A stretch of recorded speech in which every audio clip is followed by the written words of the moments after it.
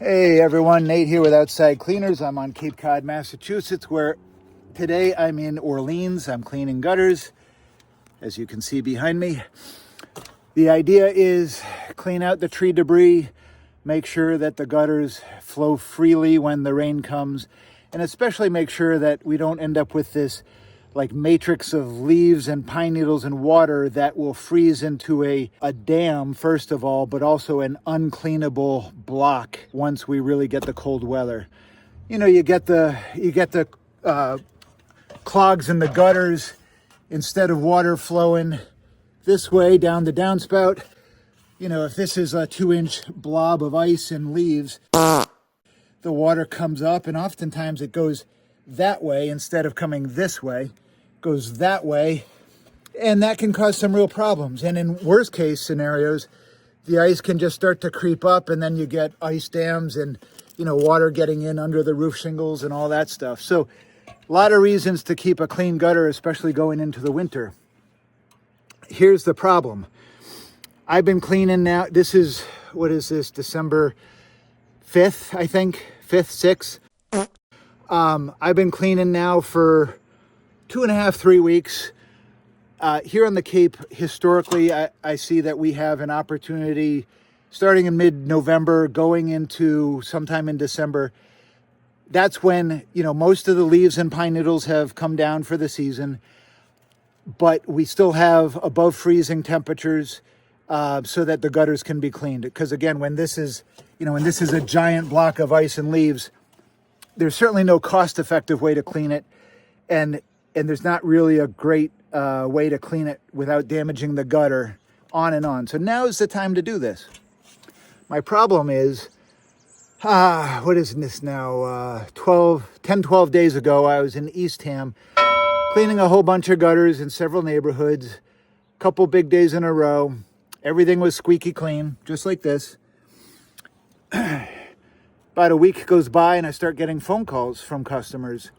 These homeowners were saying, oh, you know, we're down at our Cape house. We looked at the window overlooking some gutters and we see that they're full. You know, you said you cleaned them. What happened? Well, what happened was I did clean them, took pictures of everything, as I do.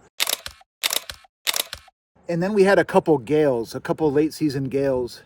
And, you know, that last like 5% of the leaves on the trees filled up gutters. A lot of pine needles. I was very surprised to see at this time of year. You know, this isn't usually when pine needles come down. A lot of gutters stuffed with pine needles after those gales.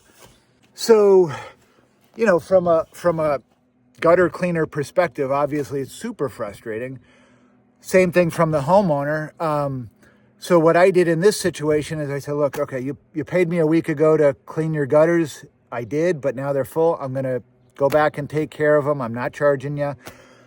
You know, I did that in this situation. Obviously, I can't do that in every situation. And obviously, you know, with dozens and dozens and dozens and dozens of homes on my list, not every house can be the last house to get service each year. You know, we can't all wait for the last leaf to fall.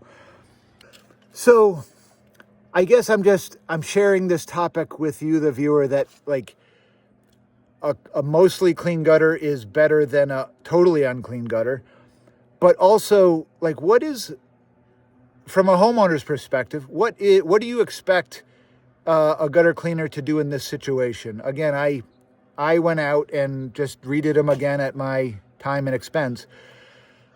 I can't do that always. I can't make a living doing that all the time.